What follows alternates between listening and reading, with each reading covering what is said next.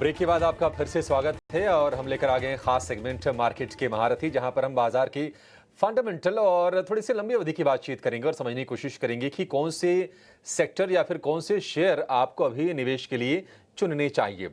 आज के बाजार की बात करें तो आज एक रेंज का बाजार है, क्योंकि हमने धीरे धीरे करके 25,000 के लेवल को रीगेन किया। आज ग्लोबल बाजारों से क्यूज थोड़े से मिक्स्ड थे, बावजूद उसके आप देखिए निफ्टी 25,000 के आसपास टिक रहा है और निफ्टी बैंक भी हम देख रहे हैं कि 51,100 के आसपास ही है। हल्की सी गिरावट वहां पर है। एडवांस डिक्लाइन रेशियो आज बेहतर है, कोई इसमें दिक्कत नहीं है। 1450-1500 शेयर आज हरे निशान वाले हैं और आज फिर से बाजार को सपोर्ट देने का काम कर रहा आईटी और कुछ कुछ थोड़ा और सपोर्ट मिल रहा है फार्मा स्टॉक से। इन्फोसिस से करीब 1% ऊपर आज कारोबार करता हुआ। लेकिन बाजार में मौजूदा स्तर से क्या आपको नए निवेश के मौके खोजने चाहिए? अगर आपका निवेश है तो क्या आपको बिल्कुल बनाए रखने चाहिए? कोई दिक्कत नहीं है बाजार के लिए।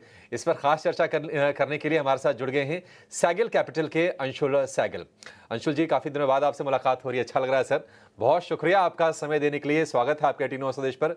अंशुल जी, बहुत सारे लोग अब ये जानना चाहते हैं कि देखिए ट्रिगर तो एग्जॉस्ट हो गए हैं तेजी को लेकर, अब क्योंकि हमने 24,200 के आसपास से लगातार हमने तेजी देखी, 800-900 अंकों की रैली बाजार में हो गई है। यहां से चलने के लिए अंशुल जी आपको लगता है कि बाजार में पर्याप्त कैटलिस्ट मौजूद हैं? हालांकि एक अच्छी चीज हो रही है कि एफआईज की बाइंग फिर से होने लगी है। आप बाजार को इस वक्त कैसे देख रहे हैं इस 25,000 के शिखर पर? Good morning Abhishek ji, such a pleasure आपसे वापस मिलने के लिए। तो आप जो कह रहे हैं वो बात बिल्कुल सही है। पिछले 1-1.5 साल में मार्केट ने काफी तेजी पकड़ी है और इस समय मार्केट में काफी ट्रिगर्स जो पहले के थे वो बिल्ड इन हो चुके हैं। जहां पे स्मॉल कैप इंडेक्स आज 22-23 टाइम्स प्राइस टू अर्निंग्स पे ट्रेड करता है, वहीं लार्ज कैप इंडेक्स भी अराउंड सिमिलर लेवल्स पे ट्रेड करता है और मिड कैप इंडेक्स की तो बात छोड़ ही देते हैं, जो कि 30 टाइम्स प्राइस टू अर्निंग्स के भी ऊपर ट्रेड कर रहा है। तो ये अनयूजुअल सिचुएशन है। इस समय हमें ऐसा लगता है कि काफी ट्रिगर्स ऑलरेडी बिल्ड इन है मार्केट में और नए निवेश के लिए हमको काफी केयरफुल रहना चाहिए इस मार्केट में। देखिए, एक चीज जो मेरे 20 साल के करियर में मैंने देखी है वो ये देखी है कि कोई भी चीज परमानेंट नहीं है। तेजी होती है तो हमें ऐसा लगता है कि तेजी चलती ही रहेगी और मंदी होती है तो लगता है कि मंदी चलती ही रहेगी। मंदी भी खत्म होती है और तेजी भी खत्म होती है और तेजी के शिखर पे सबसे कॉशियस रहना चाहिए, क्योंकि वहां से नीचे काफी गहरी एक खाई होती है। और आज के दिन में जहां हमने इतनी तेजी देखी है, स्मॉल कैप इंडेक्स कुछ 70-80% ऊपर है लास्ट मार्च से अभी तक, और इंडिविजुअल स्टॉक्स की तो बात ही छोड़ देते हैं, 3-4-5 गुना स्टॉक हो चुके हैं इस पीरियड में। अब इस समय अगर हम ये सोचें कि जो पहले हमने पिछले 1.5 साल में देखा है वो आगे चल के देखेंगे, तो वो खतरे से खाली नहीं है। थोड़ा कॉशियस होना चाहिए इस समय। और हम ये कहेंगे कि अगर आपके वीक स्टॉक्स ने भी रिटर्न दिया है तो वहां से थोड़ा पैसा निकाल के अच्छे क्वालिटी स्टॉक्स में, ज्यादा लिक्विड स्टॉक्स में डालिए, क्योंकि वहां पे एक तो गिरने का चांस कम होगा और अगर गिरे भी वो स्टॉक्स तो उनमें आप वापस पैसा डालने में आपको डर नहीं लगेगा। तो इसलिए ये स्ट्रैटेजी इस समय होनी चाहिए। और दूसरी स्ट्रैटेजी होनी चाहिए एसेट एलोकेशन की, कि आपने सारा पैसा अपना इक्विटी मार्केट्स में देखते हुए कि पिछले साल में इतनी रिटर्न आई है, सारा पैसा उसमें नहीं डाल दिया है, आपने एसेट एलोकेशन मेंटेन रखी है। अगर आप ये स्ट्रैटेजी फॉलो करेंगे तो कॉशियस स्ट्रैटेजी, तो कंफर्टेबल रहेंगे आगे चल के। और अगला 1 साल थोड़ा टफ होने वाला है, इजी नहीं रहेगा। तो अंशुल जी, क्या आप ये कह रहे हैं कि स्मॉल कैप या मिड कैप वाले जो स्टॉक्स हैं जो खूब चले हैं, एज ए बास्केट आप ट्रीट करने को कह रहे हैं और सेफर स्टॉक्स की तरफ या आप ब्लू चिप्स की तरफ जाने के लिए कह रहे हैं, या फिर उसमें भी सिलेक्टिव होना है कि सर्टेन पॉकेट्स से आप निकल जाइए, सर्टेन में बने रहिए? मैं यही कह रहा हूं कि आप जितने लिक्विड स्टॉक्स में जाएंगे उतना अच्छा है। हमें ये लगता है कि इस समय निफ्टी 50 बनिस्बत स्मॉल और मिड कैप इंडेक्स सबसे सस्ता है। क्योंकि इनका जो प्रीमियम रहता है स्मॉल और मिड कैप इंडाइसेस के बदले वो जो प्रीमियम है वो काफी कॉन्ट्रैक्ट हो गया पिछले एक साल में, क्योंकि स्मॉल मिड कैप्स ने इतना अच्छा किया है और इस वजह से वैल्यू इस समय लार्ज कैप्स में है बजाय स्मॉल और मिड कैप्स के, जहां पे कि जो आपका मार्जिन ऑफ सेफ्टी है वो मोर और लेस प्ले आउट हो चुका है, मार्जिन ऑफ सेफ्टी रहा नहीं है। तो हम ये कहेंगे कि लिक्विड ब्लू चिप स्टॉक्स में जाएं तो वहां पे आपको बेटर रिटर्न और लोअर डाउनसाइड मिलेगी यहां से अगले एक साल में। दूसरी एक चीज मैं ये कहना चाहूंगा कि अगला इसका मतलब ये नहीं है कि मार्केट यहाँ से आगे नहीं जा सकती, आगे जरूर जा सकती है। हो सकता है कि फेस्टिव सीजन आगे है, यहाँ से और भी स्टॉक्स आगे चले, लेकिन कॉशियस रहना और ऊपर जाती हुई मार्केट में पछताना वो बेटर है, बजाय इसके कि नीचे जाती हुई मार्केट में आप पछताएं, क्योंकि वहां पे आपका पैसा टूटता है। ऊपर जाती मार्केट में आपका अपॉर्चुनिटी लॉस है, जो जेब में है पैसा वो तो बचा रहेगा। इसलिए ऊपर जाती मार्केट में पछताएं, पैसा ना डाल के वो बेटर है, बजाय इसके कि नीचे जाती मार्केट में पछताएं। और इस वैल्यूएशन से लिमिटेड अपसाइड है, डाउनसाइड ज्यादा है, इस वजह से कंफर्टेबल वैल्यूएशंस ना होने की वजह से थोड़ा सा मार्केट में कॉशियस रहना चाहिए।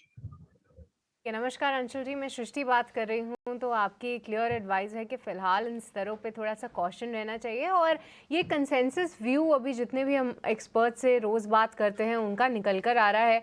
पर अंशुल जी, ऐसे में कई सारे इन्वेस्टर्स ये भी हाईलाइट कर रहे हैं कि सिलेक्ट बीटन डाउन सेक्टर्स या फिर ऐसे सेक्टर्स जिन्होंने अच्छा परफॉर्म नहीं किया है उनमें ट्रैक्शन लौटा है, जैसे कि आईटी और फार्मा कंजम्पशन स्पेस खास तौर से। आपसे समझना चाहेंगे आपकी कहाँ पर है नज़र, क्या यहाँ पे कोई ऐसे मौके हैं जहाँ पे आप वैल्यू बाइज अभी भी फाइंड करने में सक्षम है?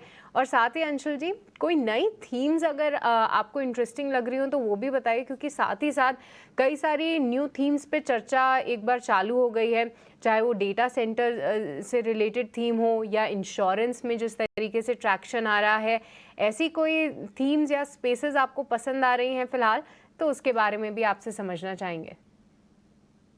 गुड मॉर्निंग सृष्टि। तो आप अगर आप जो सेक्टर्स आपने जिनका नाम लिया अगर उनकी बात करें, आईटी सेक्टर, इसका जो डिमांड पैटर्न है वो काफी इससे डिपेंड करता है कि यूएस के अंदर interest rate environment, demand environment कहाँ है। और पिछले क्वार्टर में हमने ये देखा थोड़ा सा ग्रीन शूट्स आईटी सेक्टर में दिखने लगे। कंपनीज ने अपनी एक्सपेक्टेशंस को बाय एंड लार्ज बीट किया और उनकी कमेंट्री की ऑर्डर बुक से रेवेन्यू में कन्वर्जन हमारा काफी अच्छा रहेगा आगे चल के, वो कमेंट्री जो उनकी थी वो पॉजिटिव थी।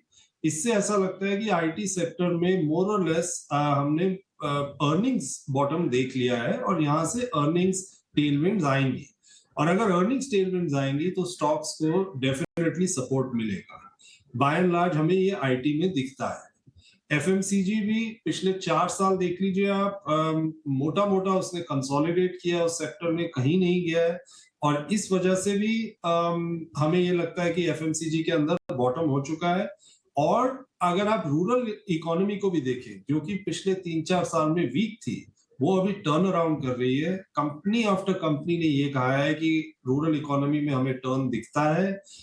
इन दोनों चीजों को अगर साथ में ले कि अर्निंग्स में टेलविंड है, दूसरी तरफ वैल्यूएशंस पिछले 4 साल का कंसोलिडेशन है, तो एफएमसीजी में भी हमें इंटरेस्टिंग अपॉर्चुनिटीज दिखती हैं।